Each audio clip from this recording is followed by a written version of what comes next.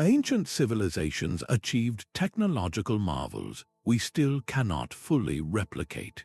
This video uncovers 25 lost inventions that defy modern explanation, from materials that repair themselves to complex machines powered by steam. By the end, you will understand the profound debates these artifacts spark and how their secrets could inspire our own future. How did entire systems of advanced knowledge simply vanish from history? What forgotten wisdom might be hidden in these ancient puzzles? What does it truly mean for a technology to be lost to time? The enduring strength of Roman concrete stands in silent defiance of time itself. Modern structures require constant repair, yet ancient Roman piers and breakwaters submerged for 2,000 years have grown stronger. The secret was not just in their materials, but in their ingenious chemistry. They mixed lime and volcanic ash from the region of Pozzuoli to create a remarkable substance. When seawater seeps into microscopic cracks, it reacts with the volcanic ash and lime, forming new, interlocking crystals that seamlessly fill the gaps. This is not merely durable, it is concrete that actively heals its own wounds. Researcher Marie Jackson and her team have studied this process, watching as the ancient mixture generates new mineral growth, effectively giving the material a kind of biological immunity to decay. The full formula was lost in the turmoil following the empire's decline, a devastating setback for architectural longevity. Today, engineers are in a race to reverse engineer this forgotten knowledge, hoping to create a modern concrete that can last for millennia and dramatically reduce the environmental cost of our built world. This pursuit of ancient resilience leads us from the heart of the Mediterranean to the soaring peaks of the Andes, where another civilization mastered stone in a way that seems to defy the very tools of their era. While Roman concrete demonstrated strength on a monumental scale, a discovery at the bottom of the sea revealed an ancient mind for microscopic complexity. Found in the wreckage of a 2,000-year-old Roman cargo ship near the Greek island of Antikythera, a heavily corroded lump of bronze and wood sat unnoticed for decades. When it was finally examined, researchers realized they were holding a technological ghost, a device so advanced it should not have existed for another 1,400 years. This is the Antikythera Mechanism, the world's first known analog computer. Its intricate system of at least 30 interlocking bronze gears was housed in a wooden case no larger than a shoebox. For centuries, its true purpose was a complete mystery, its secrets locked inside layers of calcified rock and corrosion. It took modern X-ray tomography, a technology that peers inside solid objects, to finally decode its functions. The gears formed a precise mechanical cosmos, designed to calculate the movements of the sun, the moon, and the known planets. It could predict lunar and solar eclipses, and even modeled the irregular orbit of the moon with a specialized pin and slot mechanism that accounted for its changing speed. This was not a simple calendar. It was a dynamic simulation of the heavens, a portable planetarium powered by a hand crank. The sheer miniaturization and theoretical knowledge required to design its differential gearing is staggering. How did a civilization without precision machining tools, without even a concept of gravity, achieve such mechanical harmony? The device suggests a hidden history of Greek science, a school of engineering and astronomy that flourished and then was utterly erased, its secrets sinking to the bottom of the Mediterranean. This single artifact forces us to reconsider the entire technological ceiling of the ancient world. If they could build this, what other mechanical wonders were lost? This question carries us from the intricate clockwork of Greece to the vast deserts of Egypt, where an entire industry of preservation achieved results that modern science still struggles to explain. From the intricate gears of a celestial calculator, we turn to a weapon of pure elemental fury. Greek fire was the ancient world's ultimate naval deterrent, a liquid nightmare that could not be put out by water. Imagine the terror of facing a Byzantine dromon warship as it unleashed a continuous stream of fire across the waves, flames that seemed to cling and dance upon the sea itself, igniting enemy fleets against a backdrop of smoke and chaos. This was not simple incendiary warfare, it was a controlled, directed inferno. The exact formula was a state secret of such immense value that its composition was known only to a select few, possibly even the royal family itself. Historians suggest it likely involved a crude petroleum base, mixed with substances like quicklime that generated intense heat upon contact with water, creating a chemical reaction that made dousing it impossible. It was a weapon that secured the Byzantine Empire's naval dominance for centuries, protecting Constantinople from numerous sieges, and then it vanished. The secret died with the empire that guarded it so closely. Modern chemists and historians have tried for years to reverse engineer this terrifying substance, but every attempt has resulted only in an approximation, a pale shadow of the original. We are left with the profound realization that this was not mere alchemy, but a sophisticated, repeatable application of chemistry, a lost technology of controlled combustion that hints at a deep, practical understanding of natural elements that would not be matched again for hundreds of years. This mastery over fire and substance finds a strange parallel not in another weapon, but in a place of profound peace and preservation, where another ancient civilization achieved a different kind of elemental control, one that defies the passage of time itself. The legacy of Greek fire was a terrifying control over chemistry, but another civilization perfected a different kind of mastery, one forged in the heart of the furnace. Damascus steel represents the absolute pinnacle of ancient metalwork. Crusaders returning from the Holy Land brought back stories of Islamic warriors wielding swords of impossible sharpness and strength, blades that could slice through a floating silk scarf or another sword with equal ease. Their surfaces were not plain but flowed with a distinctive, shimmering pattern resembling rippling water or wood grain.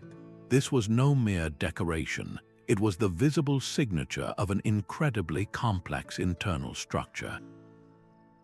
These legendary weapons were forged from a special material known as wootz steel, which was imported from India and Sri Lanka. The secret was not just in the smithing, but in the very ore itself, rich with trace elements like vanadium. The exact forging process involved a specific, controlled cycle of heating and cooling that allowed micro-thin bands of cementite, an incredibly hard iron carbide, to form within a softer, more flexible steel matrix. This created a natural, microscopic serration along the blade's edge, giving it its legendary cutting power. Yet the most astonishing discovery came when modern scientists examined fragments of these blades under electron microscopes. They found carbon nanotubes, structures so advanced we associate them with 21st century nanotechnology, woven directly into the metal's matrix. These nanotubes likely formed from the specific trace elements during the unique thermal cycling, acting as a natural reinforcement that gave the steel both its legendary flexibility and its unyielding edge. This was a perfect and completely accidental application of nanotechnology centuries before the concept even existed. The knowledge was lost by the 18th century as the trade routes for the special wootz ingots were disrupted and the precise artisanal forging techniques faded from memory. Today, with all our advanced spectroscopy and metallurgical science, we can only create approximations. The true method, the exact alchemy of heat, time and trace elements that gave birth to those watery patterned blades remains one of history's most cutting-edge mysteries. This ancient quest for the perfect alloy finds a strange echo not in another sword, but in a vast and silent city of gold, where a different culture achieved a metalworking feat so precise it continues to baffle everyone who sees it. The same impossible precision found in Damascus steel emerges again, not in a blade but in a mountain fortress. High above the city of Cusco, the walls of Sacsayhuaman rise from the earth, a puzzle built from stone giants. These are not simple stacked rocks, they are interlocking behemoths, some weighing over 100 tons, carved from dense limestone. Their edges are not straight lines, but a complex geometry of multifaceted angles, each block uniquely shaped to fit its neighbors with a perfection that defies logic. The joints are so seamless that for centuries the tightest seal you could test was with the edge of a razor blade, and even that could not find a purchase. No mortar was used, no grout. The strength is in the fit, a three-dimensional stone jigsaw that has shrugged off powerful earthquakes for centuries, settling and then resettling back into its original, unbreakable lock. How was this achieved with the tools we attribute to the Inca, simple bronze and stone implements? The question divides researchers to this day. One compelling theory suggests the Inca possessed a lost botanical knowledge. They may have used extracts from local plants to temporarily soften the stone's surface, allowing artisans to mold the massive blocks almost like clay, polishing them into their final, perfect forms as the material hardened.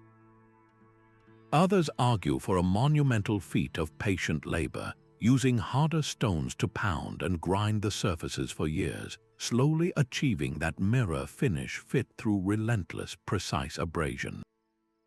Both ideas point to a profound understanding of their material world, an engineering wisdom that saw stone not as an obstacle, but as a partner. They understood its grain, its structure, and its behavior under stress in ways we are still trying to decode. This was not just construction, it was a form of stone whispering, a technology of patience and perception that challenges our own rush towards faster, louder methods. It forces us to ask if some forms of advanced knowledge are not about power, but about harmony, a concept that finds a breathtaking expression deep within a sacred mountain, where another civilization carved not with tools, but with light itself. That same quest for elemental mastery takes a quieter, but no less shocking, form inside a simple clay jar. In the ruins of a 2,000-year-old Parthian village near Baghdad, archaeologists uncovered a most peculiar artifact. It was a small terracotta pot sealed with asphalt. Inside, a copper cylinder housed an iron rod, completely isolated from the copper by its asphalt stopper. To any modern engineer, the design is instantly familiar. It is the basic blueprint of a galvanic cell. When filled with an acidic electrolyte like vinegar or grape juice, a chemical reaction occurs. The acidic liquid acts as a conductor, allowing electrons to flow from the iron rod to the copper cylinder, creating a small but measurable electric current. Replicas of this so-called Baghdad battery have consistently produced around 1 to 2 volts of electricity. The question that has raged for decades is not whether it could generate power, but why. What possible use could an ancient civilization have for a trickle of electricity? One compelling theory suggests it was used for electroplating, the process of using an electric current to bond a thin layer of a precious metal, like gold, onto the surface of a less valuable object like silver. This would explain the existence of exquisitely gilded artifacts from the same era that show no signs of solder or heat application. Another, more speculative idea is that the device was used for religious or medicinal purposes. The mild electric shock could have been interpreted as a divine sensation, a form of mystical theater for temple rituals, or perhaps an early attempt at pain relief, a concept some ancient Greek texts hint at with electric fish. Skeptics, of course, argue it was merely a sacred scroll holder, its unique construction just a coincidence. Yet the coincidence is staggering. The components are perfectly arranged to generate current, and the use of asphalt, a superb insulator, shows a clear intent to separate the two metals. Whether it powered a craftsman's workshop or a priest's ceremony, the Baghdad battery stands as a profound enigma. It suggests that the fundamental principles of electrochemistry were not discovered in the 18th century, but potentially understood and applied in a time we still consider technologically primitive. This single clay pot forces us to wonder how many other basic scientific truths were discovered, used, and then forgotten, waiting centuries to be found again. A book that refuses to give up its secrets sits quietly in a Yale University library, bound in vellum and filled with a language no one on earth can read. This is the Voynich manuscript, a 240-page puzzle carbon dated to the early 15th century. Its pages are a beautiful, maddening gallery of the unknown. Lush illustrations depict plants that do not match any known species, their roots and leaves arranged in impossible configurations. Delicate fold-out pages show astronomical charts with unfamiliar constellations and celestial bodies swirling in intricate diagrams. And flowing throughout it all is the text itself, an elegant, handwritten script comprising over 170,000 characters, organized into words and sentences that follow consistent grammatical patterns, yet remain completely impenetrable. The best cryptographers in the world, including code breakers from both world wars who cracked enemy ciphers, have applied every tool at their disposal. They have analyzed letter frequency, word patterns, and syntactic structure, yet the manuscript has yielded nothing. It is either the most complex and sustained hoax in history, crafted with unimaginable patience, or it is a genuine record of a lost system of knowledge. If it is real, what does it contain? The botanical section suggests an advanced, perhaps entirely different, understanding of herbal science. The cosmological sections hint at a unique model of the heavens. Could it be the sole surviving document from a lost culture, or the private notes of a natural philosopher working so far outside the mainstream that their entire framework of thought has vanished? The manuscript is a ghost of a possibility, a tantalizing glimpse of a science that might have been, reminding us that the loss of knowledge is not always about objects, but about the very language and concepts needed to understand them. This challenge of decoding the past shifts from an unreadable book to an unplayable instrument, as we encounter an artifact whose very purpose is a symphony of silence. A different kind of silence echoes from a small, fired clay disc discovered in a Minoan palace on the island of Crete. The Phaistos disc, roughly the size of a modern dinner plate, holds a message that has been perfectly preserved for over 3,500 years, yet its meaning is completely locked away. 141 individual symbols are stamped in a tight, clockwise spiral on both of its faces. We see marching men, shaved heads, shields, birds, flowers, and a multitude of other intricate figures, each one a tiny, perfect impression.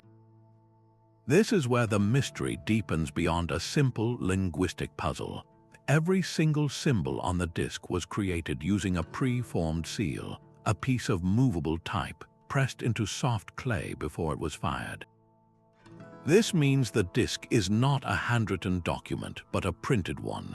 It represents a technology of mass production, a method for replicating text that would not become common in Europe for another 3,000 years with Gutenberg's press.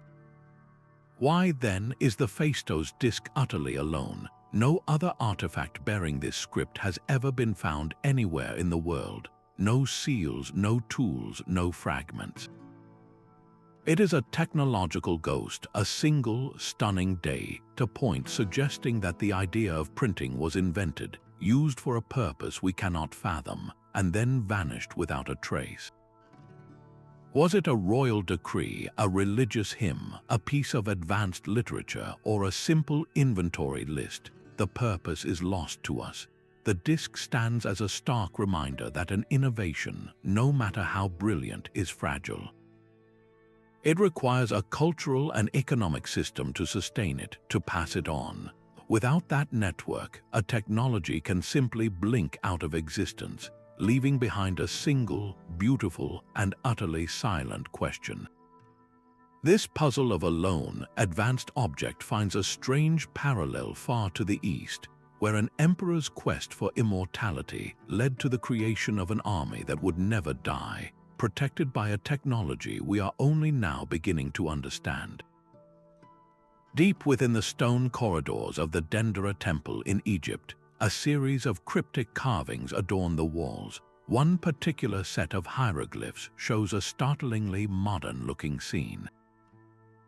Inside a large, elongated glass bulb, a snake stretches along its length, held at one end by a pillar-like object.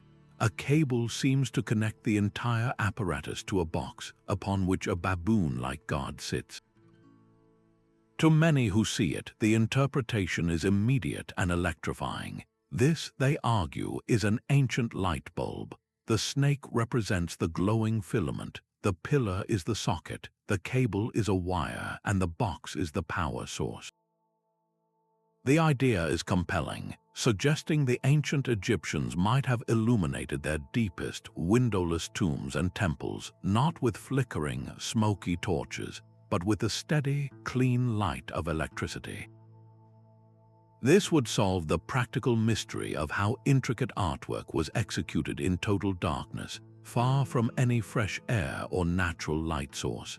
Yet mainstream Egyptology offers a very different symbolic reading. They explain that the scene is a well-known representation of a creation myth. The bulb is the womb of the sky goddess, the snake is a manifestation of the god Harsomptus being born, and the pillar is a lotus flower from which he emerges, representing life and resurrection. The cable is a cosmic serpent, and the box is the Jed pillar, a symbol of stability. This interpretation fits seamlessly within the established context of Egyptian spiritual art. So, are we looking at a technical diagram or a sacred story? The debate is a perfect collision of two worldviews. One sees ancient knowledge through a lens of literal, technological function, while the other sees it through a lens of metaphor and cosmology. While the mainstream explanation is firmly rooted in decades of Egyptological scholarship, the light bulb hypothesis persists because it touches on a recurring theme in these mysteries: the haunting possibility that our ancestors discovered fundamental truths about their world, truths that were later lost, only to be rediscovered millennia later under different names. This search for lost energy does not end in Egypt, but leads us to a different kind of power altogether, one that may have been harnessed from the very air and earth. High on the arid plains of southern Peru, an immense artwork is etched into the desert floor, a gallery so vast its subjects can only be comprehended from the heavens. These are the Nazca lines, hundreds of geometric shapes and colossal figures of animals and plants, some stretching over 600 feet across. Created between 500 BC and 500 CE, they were not built up but carved out by the simple yet monumental act of removing the dark, sun-baked pebbles that coat the plateau to expose the lighter, sand-colored earth beneath. The lines have endured for millennia, preserved by one of the driest climates on Earth. Their sheer scale and precision present an immediate and haunting question. How did the Nazca people design and execute such perfect, enormous forms without any means to see their work from above? The technology here was not one of gears or concrete, but of perspective and planning. Researchers suggest they may have used a system of scaled-down models and a grid system, transferring the design step by painstaking step to the vast desert canvas. Small posts found at the ends of some lines hint at this method, where teams of workers could have used ropes and simple surveying tools to maintain straight lines and perfect curves over staggering distances. But the greater mystery remains the why. Were these sprawling geoglyphs a massive astronomical calendar, their forms aligned with solstice sunrises and celestial events? Or were they sacred pathways meant to be walked in ritual processions, their full forms only visible to the gods in the sky? This act of creating art for a divine audience speaks of a world deeply interconnected with the cosmos, a society that organized itself around a shared vision so large it literally shaped their landscape. The Nazca lines stand as a testament not to a lost machine, but to a lost methodology, a sophisticated communal understanding of geometry and spatial organization that allowed them to turn an entire desert into their temple. This same drive to reshape the world on a grand scale, to align human creation with cosmic order, finds a powerful echo thousands of miles away, in a place where an entire city was designed as a perfect mirror of the heavens. Standing alone on a remote Pacific island, the silent Moai giants present a logistical nightmare.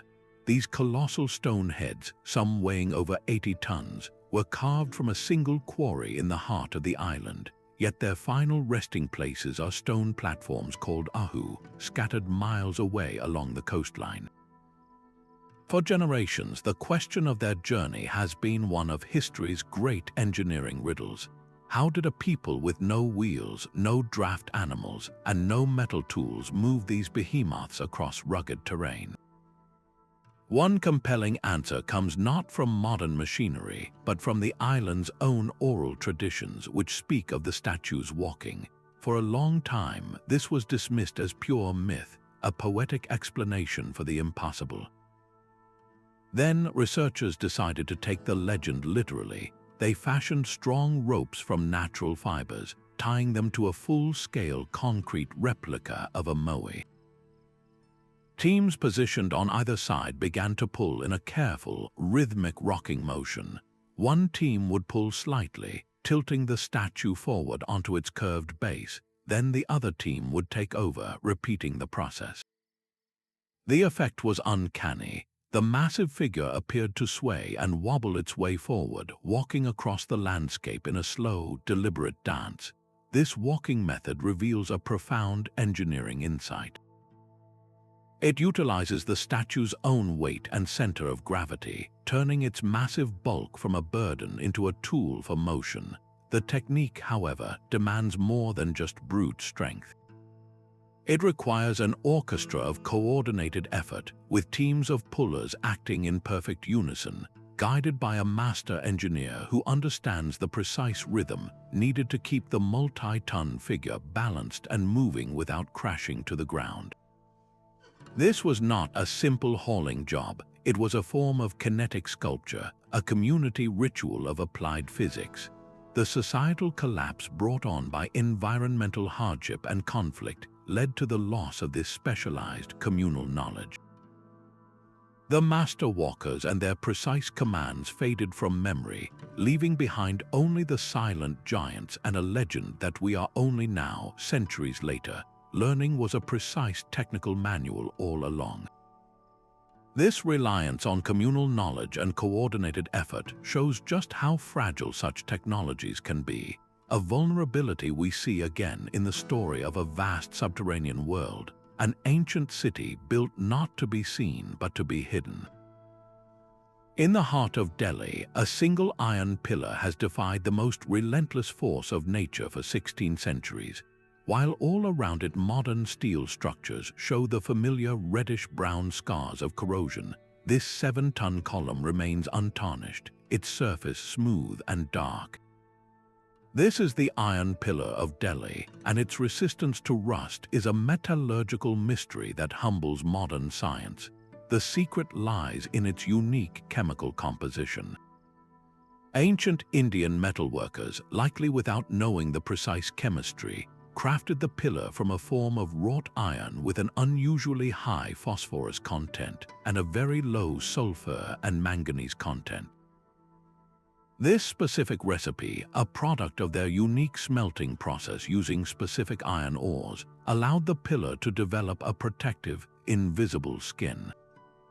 This skin is a layer of a compound called mesowite, a crystalline blend of iron and oxygen that forms a passive, protective film. This film adheres strongly to the underlying metal, shielding it from moisture and oxygen, the very elements that cause ordinary iron to crumble into rust. The central debate among engineers is whether this was a stroke of incredible luck or a deliberate technological innovation. Was the high phosphorus content a known ingredient in a recipe for eternal metal, passed down through generations of smiths, or was it an accidental byproduct of their local ore and the particular bellows and temperatures of their furnaces, a happy accident whose cause they never fully understood? The pillar itself offers no written manual, only the silent, enduring proof of its own existence. Its longevity offers a powerful lesson for our own time, where the fight against corrosion costs billions. It reminds us that ancient solutions can be profoundly elegant, working with natural processes rather than against them. This principle of harmonious, resilient design finds a stunning parallel in the very layout of a city, where architecture was not just built but aligned with the cosmos itself. Centuries before steam power reshaped the modern world, a brilliant mind in 1st century Alexandria already understood its potential. Hero of Alexandria, a master engineer, described a remarkable device called the eolipile. Picture a hollow metal sphere mounted between two pipes connected to a boiling water cauldron below. As steam rushed up through the pipes and into the sphere, it was forced out through two bent nozzles, causing the entire sphere to whirl with astonishing speed. This was not just a curious toy, it was a working steam turbine, a proof of concept for rotary power. Yet there is no record of it ever being used to grind grain, pump water, or propel a vehicle. It remained a fascinating demonstration, a wonder for the temple, but never an engine for the workshop. The question that haunts historians is not about the device itself, but about the society that created it. Why did this spark of genius fail to ignite an industrial revolution? The ancient Mediterranean world had ample access to coal and wood for fuel, and a vast empire with infrastructure that could have been transformed. Some scholars point to the economic structure of the time, built upon widespread manual labor. With slavery providing a cheap and abundant workforce, there was little financial incentive to invest in developing complex, expensive steam machinery. The initial cost and technical challenges of scaling up Hero's device would have seemed immense when human muscle was readily available. Others suggest a cultural mindset played a role. In a society where philosophy and theory were often valued above practical application, the eolipile may have been seen as a clever illustration of physical principles, a marvel to be contemplated rather than a tool to be exploited. It was a solution in search of a problem that its society did not feel urgently enough to solve. This stands as a profound lesson in the history of technology. An invention is not truly lost only when its blueprint is destroyed, but when the social and economic conditions necessary to nurture it are absent. The potential for steam power was right there, spinning in a temple courtyard, waiting for a world that was ready to see its true purpose. A small, polished disc of rock crystal found in a Viking grave on the island of Gotland seems to hold a captured piece of sky. This is one of the Visby lenses, and its craftsmanship is startling. Dated to the 11th and 12th centuries, these lenses are not crude pebbles, but finely ground ovals of crystal, with an optical quality that rivals lenses crafted centuries later. When modern scientists analyzed them, they found a sophisticated elliptical shape, a design that produces a remarkably clear and sharp magnified image, free from many of the distortions common in early optics. The Vikings who made these were not merely shaping stone, they were mastering the behavior of light itself. They possessed the technical skill to grind and polish rock crystal to a precise curvature, a process requiring immense patience and a deep, intuitive understanding of geometry. The potential applications seem limitless. A ship's navigator could use one to spot distant coastlines or stars. A craftsman could employ it for intricate metalwork or carving. It could even concentrate the sun's rays into a searing point of heat, a tool for kindling fire. Yet this is where the mystery solidifies. Despite having the capability, the Viking world never developed telescopes or reading glasses. The lenses remained exquisite, isolated artifacts, tools without a technological lineage. This was a spark that never found the tinder to start a fire. The knowledge was there, the skill was undeniable, but the cultural momentum to turn this optical marvel into a transformative technology was absent. Their society, built on exploration, trade, and craftsmanship, simply did not have the driving need to systematically correct vision or peer into the cosmos. The Visby lenses stand as a quiet testament to a path not taken, a brilliant innovation that remained a local secret, its full potential waiting to be rediscovered by other cultures in another time. This pattern of a brilliant tool confined to a singular purpose leads us to a different kind of ancient machine, one that moved not by steam or gear, but by the sheer, silent force of water. Ancient Sanskrit texts contain descriptions that seem to defy their own time, speaking of vimanas, celestial chariots that soared through the skies. These are not vague myths, but detailed technical accounts found in works like the Mahabharata and the Samarangana Sutradhara. They describe vehicles of various shapes and sizes, some even said to be powered by the heating of mercury, creating a vortex that generated lift and propulsion. The texts go further, mentioning advanced concepts like anti-gravity systems and the use of specific alloys to build these craft. For most academic scholars, these passages are profound and complex allegories, symbolic narratives about spiritual ascension and cosmic power. Yet, a small group of researchers points to the startlingly precise mechanical language, arguing it reads less like poetry and more like the fragmented manual of a lost science. They ask a provocative question: could these be garbled accounts of real, advanced technologies that existed in a forgotten era of Indian history? The debate itself is the true artifact here, forcing us to consider where we draw the line between ancient science fiction and the recording of a historical reality that has since crumbled to dust. It highlights how our own technological biases shape our interpretation of the past. We readily accept tales of powerful weapons as metaphor, but when a text describes an engine, we are confronted with the haunting possibility of a different kind of truth. This challenge of decoding ancient texts does not end in India, but carries us to another part of the world, where a single, silent book continues to guard its secrets with absolute perfection. While the Visby lenses captured light, another ancient device sought to feel the very pulse of the Earth itself. In the year 132, during the Han Dynasty, the brilliant court astronomer Zhang Heng unveiled a bronze marvel that defied belief. It was a large, ornate urn adorned with 8 dragons, each one facing a cardinal direction.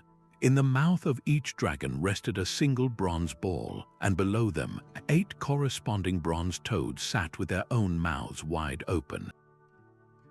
The device was beautiful, but its purpose was revolutionary. According to historical records, when an earthquake occurred hundreds of miles away, the internal mechanism of this seismoscope would react.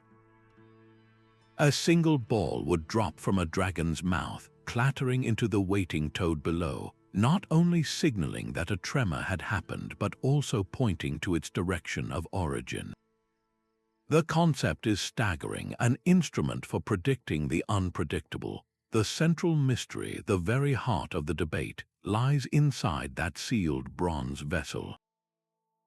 The original mechanism was lost to history, its inner workings a complete secret. Modern engineers and historians have proposed various theories for how it could have functioned.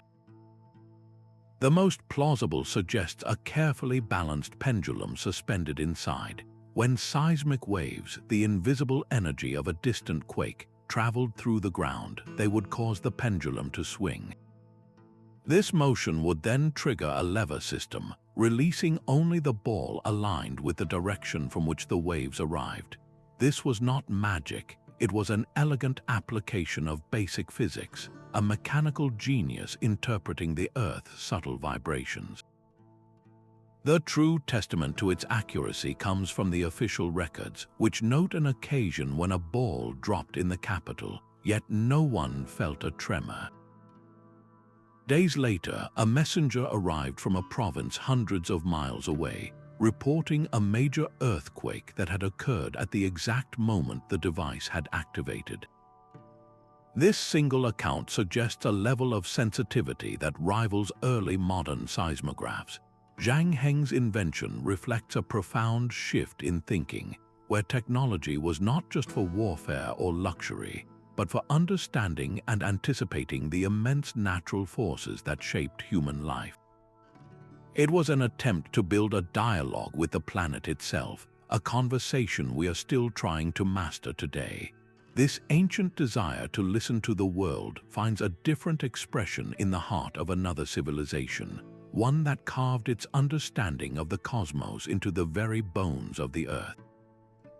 While the Iron Pillar of Delhi stands as a silent testament to one culture's mastery of metal, another civilization achieved a breathtaking mastery of time itself. The Mayan calendar system was a technological marvel of the mind, a complex web of interlocking cycles that wove together the sacred and the celestial with mathematical perfection. Far from a simple way to mark the days, this was a sophisticated intellectual engine designed to synchronize human existence with the grand, rhythmic dance of the cosmos. At its heart was the long count calendar, a linear measure of vast epochs that stretched across millennia. To track these immense spans, Mayan astronomers and mathematicians developed a deep understanding of celestial mechanics, calculating the solar year to a degree of accuracy that surpassed the calendars used in Europe at the very same time. Their work required generations of meticulous observation, a continuous project of recording the movements of Venus, the Moon, and the Sun from towering stone observatories. They could predict eclipses and model planetary cycles with a precision that seems to defy their tools, achieving this not with lenses or gears, but with pure, abstract calculation and a decimal numbering system that included the concept of zero, a revolutionary mathematical leap. The true technology was this integrated system of knowledge itself, a living, breathing database encoded in intricate codices and carved into stone monuments. The loss of this intellectual framework is one of history's most profound tragedies. The arrival of Spanish conquistadors and missionaries in the 16th century led to a systematic campaign of cultural dismantling. Countless bark paper books, which held the accumulated wisdom of centuries of astronomical observation and calendrical science, were deliberately destroyed, deemed works of heresy. With the shattering of the Mayan social and priestly class, the living chain of knowledge was broken. The complex algorithms for reconciling the sacred 260-day Tzolk'in round with the 365-day Hob year, the subtle corrections that kept their calendar in perfect sync with the heavens, all of it faded into silence. We are left with the majestic, silent ruins of their observatories and the fragmented codices that survived, a powerful and sobering reminder that a technology is not just a physical object. It can be a system of thought, and its survival depends entirely on the culture that nurtures it. The erasure of this celestial science stands as a permanent warning of how quickly a civilization's greatest intellectual achievements can be lost to the winds of change. While the Mayans charted the cosmos, another civilization engineered the very air they breathed. In the scorching heart of the Persian desert, they perfected a form of alchemy that turned blistering winds into cool, refreshing breezes. This was the technology of the wind catcher, a towering structure that crowned buildings like a sentinel, designed not for defense but for pure, elegant comfort. These were not simple ventilation shafts, they were masterpieces of passive air conditioning, working in perfect concert with another brilliant invention, the kanat. A kanat is a gently sloping underground canal, painstakingly hand-dug to tap into water from distant mountain aquifers. As this cold water flowed through the dark, subterranean tunnels, it was naturally chilled even further, shielded from the desert sun. The true genius was in the connection. A wind catcher would capture the hot, prevailing wind at its highest point, funneling it down a shaft directly into the path of the kanat's flowing water. The air would then pass over this cold, moist surface, causing rapid evaporation. This process, known as evaporative cooling, would strip heat from the air, dropping its temperature dramatically before it was released into the living quarters below.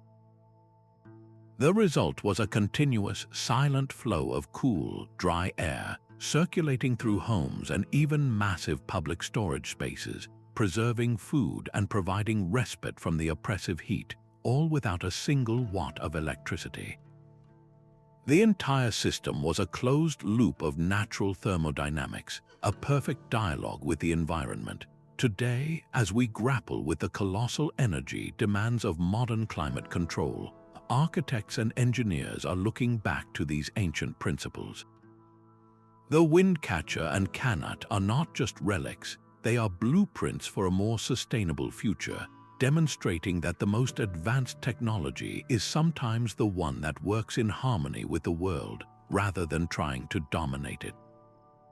This ancient wisdom of leveraging natural forces for human comfort finds a stunning parallel in the very stones of a city that seemed to float on water. The same impossible precision found in the massive stones of Sacsayhuamán appears again, not on a grand scale, but in the minute details of a simple drilled hole. Scattered across Egypt, particularly on artifacts and unfinished works carved from granite and basalt, are boreholes that tell a silent, confounding story. These are not rough, jagged punctures. When examined closely, the walls of these holes reveal perfectly symmetrical, continuous spiral grooves, as if a modern drill bit powered by immense force chewed through the incredibly hard stone with unnerving consistency. Granite is one of the toughest materials on Earth, a brutal challenge even for today's diamond-tipped tools under high-powered machinery. The ancient Egyptians are known to have used copper drills with a slurry of sand and water as an abrasive. Yet, experimental archaeology has repeatedly hit a wall. Replicas using these materials produce slow, erratic scratches and a tapered hole, a far cry from the deep, parallel, and perfectly uniform grooves seen on the originals. The feed rate, the pressure with which the drill was pushed into the stone, implied by these ancient holes is staggering. It suggests a technology that applied tremendous, consistent downward force while spinning at a speed that copper, a soft metal, simply could not withstand without deforming. This has led to a fascinating and heated debate. Some researchers propose the use of lost, harder alloys or perhaps a different, more efficient abrasive like crushed emery or corundum. Others theorize about a more complex machine, one that utilized a weighted, bow-driven system for high rotational speed, or even a form of ultrasonic vibration to assist the cutting process. The mystery of these drill holes forces a profound question. Were the pyramid builders in possession of a sophisticated manufacturing technology that has left behind no other trace? Could their mastery over stone extend to tools and methods we have not yet considered, a knowledge that was so specialized it disappeared with the craftsmen who wielded it? This is not about suggesting impossible power sources, but about re-evaluating the sheer ingenuity of their problem-solving. The evidence is right there, etched into the stone itself, a ghostly signature of a technique that challenges the very foundations of our historical timeline. It suggests that the gap between their presumed capabilities and their actual achievements might be far wider than we ever imagined. The Antikythera Mechanism was not a singular miracle, but a star in a lost constellation of mechanical wonders. While it is the most spectacular survivor, it was almost certainly part of a broader tradition of Greek engineering. Scattered across the ancient world, archaeologists have unearthed fragments of other complex devices, like portable sundials with intricate gearwork and early astrolabes used for solving problems in astronomy and navigation. These artifacts hint at a vibrant culture of precision instrument making, a school of thought where the universe was understood not just through philosophy, but through intricate bronze machinery. The knowledge required to design and build these devices was not common. It was the domain of a small, elite group of artisans and mathematicians, a fragile chain of expertise. The decline and eventual collapse of the Hellenistic world, followed by the rise of the Roman Empire, stretched this chain to its breaking point. The Romans, for all their practical genius in roads and aqueducts, showed far less interest in these complex philosophical machines. The specialized workshops that produced them likely dwindled, their patrons disappearing, their intricate craft no longer a valued art. The knowledge was not violently destroyed in a single event, but faded away through quiet neglect, a slow forgetting over generations until the skills to create such things were simply gone. This gradual loss is perhaps more haunting than a sudden catastrophe. It shows how a technology, no matter how advanced, depends entirely on a cultural ecosystem to sustain it. When that ecosystem changes, when the economic incentives and intellectual curiosity shift, entire fields of expertise can vanish, leaving behind only a few corroded fragments to testify to a brilliance that once was. This pattern of fragile, specialized knowledge disappearing into the sands of time forces us to look with fresh eyes at our final, most enigmatic examples. The intricate gearwork of ancient Greece represented a fragile chain of expertise, but high in the Andes, an empire built its memory on a system of knots and runners. The Inca governed a territory spanning thousands of miles, a realm of impossible mountains and deep valleys, all without a single written word. Their technology was not etched in stone or ink, but tied in cord. This was the quipu, a complex array of knotted strings that served as the administrative backbone of a continent-spanning civilization. Each quipu was a collection of pendant cords, often cotton or camelid wool, hanging from a main primary string. The knots themselves were not random but a sophisticated code. Their position along the cord, the type of knot, the spin and ply of the string, and even the color, all held specific meaning. Researchers have confidently decoded their use as numerical records, a base 10 system where the placement of a knot represented units, tens, hundreds, and beyond. They were living spreadsheets tracking tributes, census data, and the vast stores of the empire's warehouses. Yet many scholars now believe this was only the beginning. Some quipus, with their distinct arrangements and color coding, may have also recorded narratives, histories, laws, and even poetry, transforming them from accounting tools into a three-dimensional written language made of fiber. This entire system of information technology was powered by the chasqui, a network of highly trained relay runners who could carry messages and these knotted records across the empire's royal road system at astonishing speeds. A message could travel over 150 miles in a single day, a feat unmatched in Europe until the 19th century. The Spanish conquest of the 16th century did not just topple a government, it systematically dismantled this unique knowledge network. The runners were dispersed, and the quippers, seen as idolatrous or simply incomprehensible, were destroyed in vast numbers. The specialized class of quipu keepers, the Kipukamayak, who held the key to interpreting the more complex narrative codes, were lost, taking the full meaning of the remaining quippers with them. The loss is profound. It illustrates that advanced knowledge is not always about gears or concrete, but can be a system of information, a way of thinking and remembering that is uniquely adapted to a culture and its environment. The few hundred quippers that survive today are silent, their deepest stories still locked within their intricate knots, a permanent reminder of how a non-textual technology can vanish, leaving behind only the ghost of its structure. The silent resilience of the Delhi pillar is not a singular miracle. Scattered across India, other ancient iron artifacts display the same stubborn defiance of rust, from beams in temples to pillars at ancient sites like Dihar and Mount Abu. This was not a lucky accident confined to one foundry, but evidence of a sophisticated and widespread metallurgical tradition. The knowledge was regional, passed down through generations of metalworkers who understood the unique character of their local ores. The secret likely lay in the entire process, a sacred recipe from mine to finished product. They used specific clay-lined furnaces, bellows that achieved a precise temperature, and a particular method of hammering and cooling the hot iron that encouraged the formation of that protective, invisible skin. The exact sequence, the rhythm of heat and force, is what modern engineers cannot quite replicate.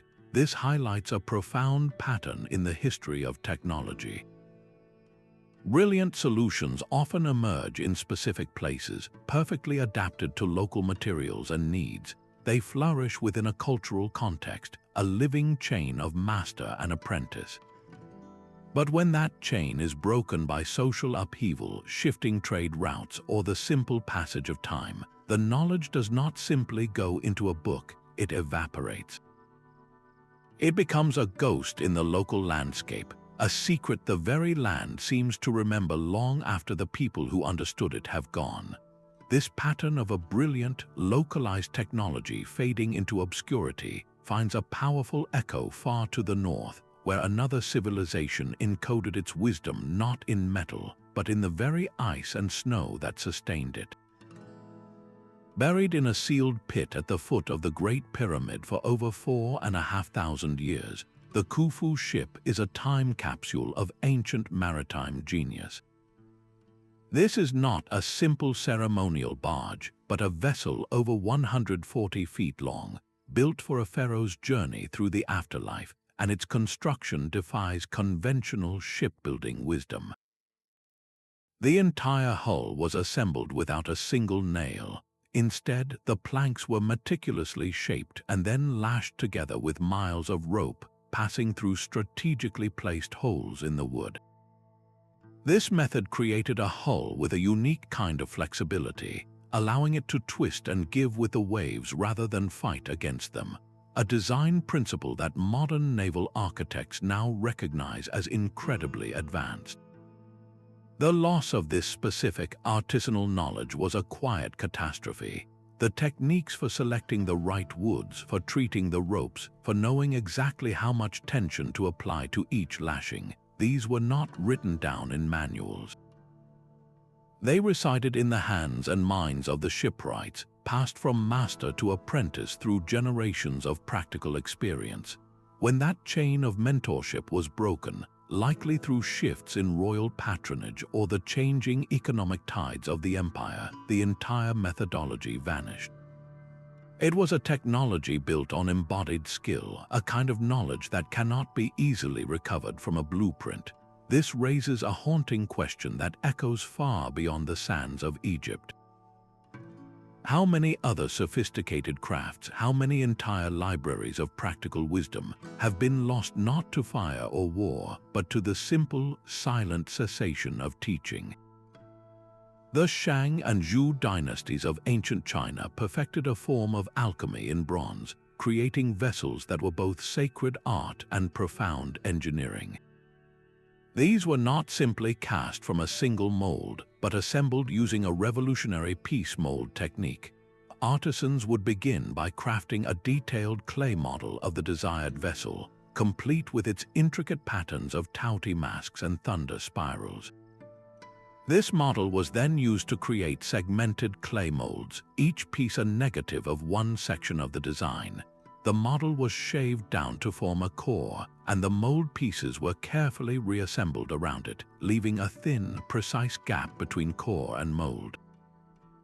Into this gap, molten bronze, a carefully controlled alloy of copper, tin, and lead, was poured at a temperature that had to be perfectly judged. The result was a single, seamless object of breathtaking complexity, its surface a tapestry of raised designs that were cast as one with the body of the vessel, with no seams, no welding, and no visible means of assembly. Modern attempts to recreate these works often fall short, the metal failing to fill the delicate channels or the final product lacking the resonant, crystalline quality of the originals. The ancient masters possessed a holistic understanding of their craft, from the mineral content of the ores to the behavior of superheated metal in a ceramic mold, knowledge gained through generations of dedicated practice. This golden age of bronze casting was intrinsically linked to the stability and spiritual needs of the dynastic courts, where these vessels were central to ancestral rites and demonstrations of political power. As the warring states period descended into conflict and the centralized order that supported the great foundries fragmented, this pinnacle of technological artistry gradually faded. The specialized workshops disbanded, the secret recipes were forgotten, and the nuanced skills required to control every variable from furnace to finish were lost. It stands as a powerful testament to a recurring theme, that the flame of technological excellence burns brightest when sheltered by the stable fuel of cultural continuity, and how easily that light can be extinguished when the winds of change begin to blow. That final, silent voyage of the Khufu ship reminds us that the most profound losses are often not of grand machines, but of subtle, practiced arts. This brings us to our 25th and final lost technology, one that proves even a well-documented craft can vanish into the gaps of history. In the dust of ancient Mesopotamia, cuneiform tablets were baked not just with accounts of kings and gods, but with precise, step-by-step recipes for creating glass. These texts are not vague allusions, they are detailed technical manuals, listing specific amounts of ash, silica, and metal oxides to achieve brilliant, stable colors like lapis lazuli blue and deep wine red. The instructions are clear, yet when modern artisans follow these ancient formulas using reconstructed period furnaces, the results are consistently disappointing. The colors are often muddy, the glass is filled with bubbles and imperfections, and it lacks the legendary clarity and vibrancy of the original artifacts. This persistent failure points to a profound gap in our understanding. The written word captured the ingredients, but it could not capture the craft. The true secret was likely in the furnace technology itself, a precise control over temperature, gradients, and atmospheric chemistry that the Mesopotamian masters understood through generations of hands-on experience. They knew the exact moment to introduce a piece of crushed cobalt, the precise rhythm of stirring the molten mixture, the subtle way to adjust the fire's airflow to create an oxidizing or reducing environment, all to coax a specific color from the flame. This was a sensory science, a knowledge written in the muscles and the eyes of the artisan, not just in clay. The loss of this continuous practice, the breaking of the chain from master to apprentice over centuries, means we are left with the recipe but not the rhythm. We have the notes, but we have lost the music, and so these ancient tablets stand as a humble, powerful lesson. They remind us that technology is a living stream, fed by the constant, practiced hands of those who uphold it. When that practice ceases, even the most carefully recorded knowledge can become a beautiful, unreadable poem, its deepest meaning faded forever into the silent earth. These vanished wonders were not solitary inventions, but the brilliant peaks of entire technological landscapes. A master Roman concrete worker did not simply follow a recipe, he was part of a living tradition, a chain of mentors and apprentices who understood the feel of the pozzuoli ash, the sound of the mix, and the subtle signs of a perfect cure. The Inca stonemason did not just carve rock, he inherited a cultural language of geometry and pressure, passed down through generations within a guild that was as much a family as a profession. These were complete ecosystems of knowledge, intricate networks of craft, culture, and environment that nurtured each innovation to its full potential. Their disappearance forces us to look beyond the blueprint and into the world that created it. We must consider the slow, crushing pressures that dismantled these systems. A shift in climate could wither the trade routes that supplied a special ore, as may have happened with the unique iron used in Delhi. An invasion could shatter the priestly classes who held the keys to celestial mathematics, as occurred with the Mayan calendar keepers.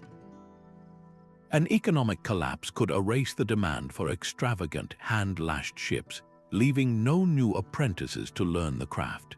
And perhaps most fragile of all were the unwritten traditions, the sensory knowledge of a glassmaker's furnace or a swordsmith's thermal cycle, which lived and died with the last artisan who held the rhythm in their hands. This framework transforms our search from a simple hunt for formulas into a deeper investigation of human societies. It asks us to appreciate not just what was built, but the delicate, living web of relationships that made such building possible, a web that, once torn, can take millennia to reweave.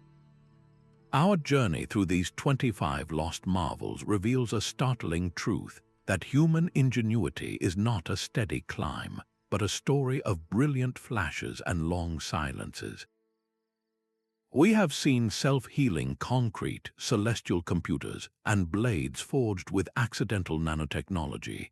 These are not mere artifacts, they are echoes from a past that challenges our very definition of progress.